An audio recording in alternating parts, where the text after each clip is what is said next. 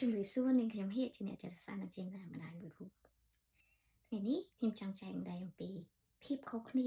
រវាងភាពធន់ផ្នែកផ្លូវចិត្តដែលភាសាអង់គ្លេសហៅថា resilient ហើយនិងភាពរឹងមាំដែលភាគច្រើនយើងចូលចិត្តប្រើពាក្យថា strong being strong សម្រាប់នាងខ្ញុំពាក្យពីរនេះគឺខុសគ្នាស្រេចខុសគ្នាដាច់ស្រឡះហើយអ្វីដែលជួយឲ្យនាងខ្ញុំឆ្លងកាត់ការលំបាកបានមិនមែនភាពរឹងមាំរបស់ខ្ញុំទេភាគច្រើនគេគិតថាខ្ញុំរឹងមាំតែសម្រាប់ខ្ញុំភាពរឹងមាំវាប្រៀបដូចជាដើមឈើមួយដែលរឹងក៏ប៉ុន្តែពេលខ្លះនៅពេលដែលជួបការលំបាកជួបខ្យល់ព្យុះជួបអីពេលខ្លះវាត្រូវតែបាក់ព្រោះអីមនុស្សមិនអាចរឹងមាំរហូតហើយនៅពេលដែលអ្នកឃើញមនុស្សដែលរឹងមាំមិនមែនមានន័យថាគាត់មិនទន់ជ្រាយនោះទេតែភាពធន់ផ្នែកផ្លូវចិត្តគឺវាតកតងទៅសមត្ថភាពខាងក្នុងរបស់យើងដែលយើងអាចក្រោកឈរបន្ទាប់ពីឆ្លងកាត់បញ្ហាវាប្រៀបដូចជាដើមឫស្សី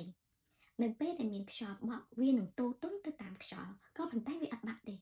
វានឹងវិលត្រឡប់មកវិញនៅពេលដែលខ្យល់ឈប់បក់នេះហើយគឺជាអ្វីដែលខ្ញុំតែងតែអនុវត្តហើយវាជួយខ្ញុំឆ្លងកាត់គ្រប់បញ្ហាទាំងអស់ហើយវាមានចំណុចជាច្រើនដែលថាមានអីខ្លះដែលធ្វើឲ្យភាពធន់ផ្នែកផ្លូវចិត្តនឹងកើតឡើងតែសម្រាប់ខ្ញុំអ្វីដែលសំខាន់បំផុតគឺ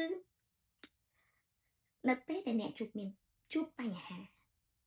គឺអ្នកមិនចាំបាច់រឹងមាំគ្រប់ពេលទេតែអ្នកត្រូវដឹងថានៅពេលណាដែលអ្នកទន់ជ្រាយហើយនៅពេលដែលអ្នកទន់ជ្រាយតែអ្នកគួររកជំនួយពីណាសម្រាប់ខ្ញុំដោយសារខ្ញុំជាអ្នកចិត្តសាស្ត្រវាមានលក្ខណៈងាយស្រួលច្រើនជាងអ្នកទាំងអស់គ្នាដោយសារតែអ្នកដែលជួយខ្ញុំសិតតែអ្នកចិត្តសាស្ត្រទាំងអស់ហើយមិត្តភក្តិរបស់ខ្ញុំក៏ជាអ្នកចិត្តសាស្ត្រ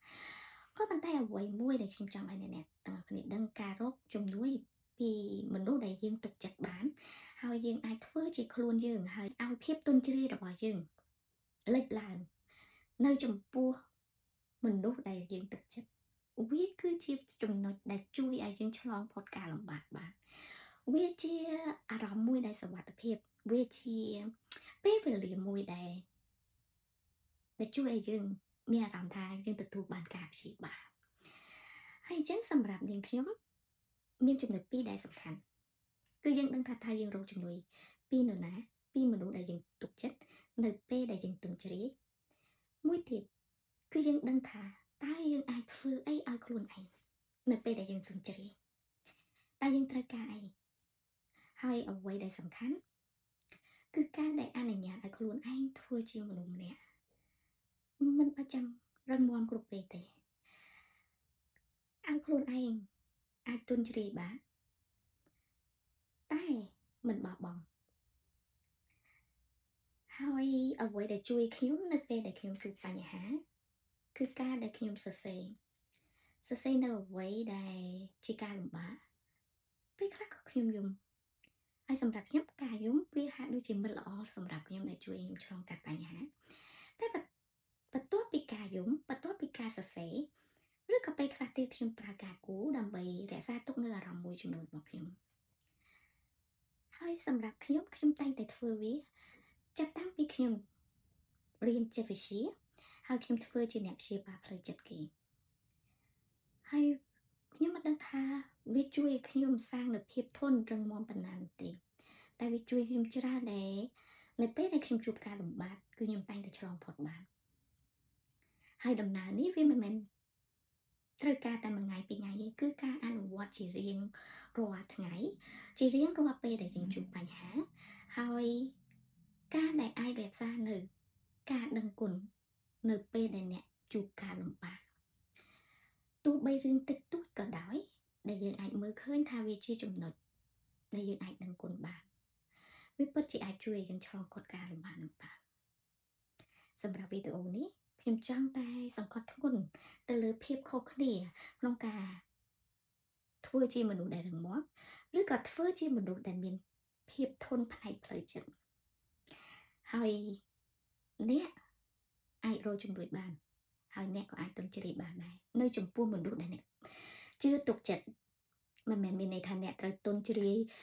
ជាសាធារណៈជាពិសេសការដែលធ្វើបង្ហាញនៅអារម្មណ៍ទន់ជ្រាយនៅបណ្ដាញសង្គមវាអត់ជួយដល់អ្នកនោះទេសូមធ្វើវាជាលក្ខណៈឯកជនដូចនាងខ្ញុំលើកជាឧទាហរណ៍ជាការសរសេរការជួបមិត្តភ័ក្តិដែលទុកចិត្តឬក៏ការគូររូបដែលរក្សានៅអារម្មណ៍ទាំងអស់នោះឬក៏ជាការយំតែអ្វីមួយដែលកុំភ្លេចគឺរក្សានូវការដឹងគុណអ្វីដែលល្អទោះបីមានការលំបាកប៉ុណ្ណាចំណុចល្អតែងតែកើតឡើងជានិច្ចហើយនឹងការរក្សានៅក្តីសង្ឃឹមការមិនបោះបង់អ្នកគ្នាមានចម្ងល់បន្ថែមអ្នកទាំងអស់គ្នាអាចសរសេរជាសំណួរនៅខាងក្រោមនាងខ្ញុំនឹងព្យាយាមឆ្លើយគ្រប់សំណួរដែលនាងខ្ញុំអាចមានពេលឆ្លើយទៅបានសូមអរគុណ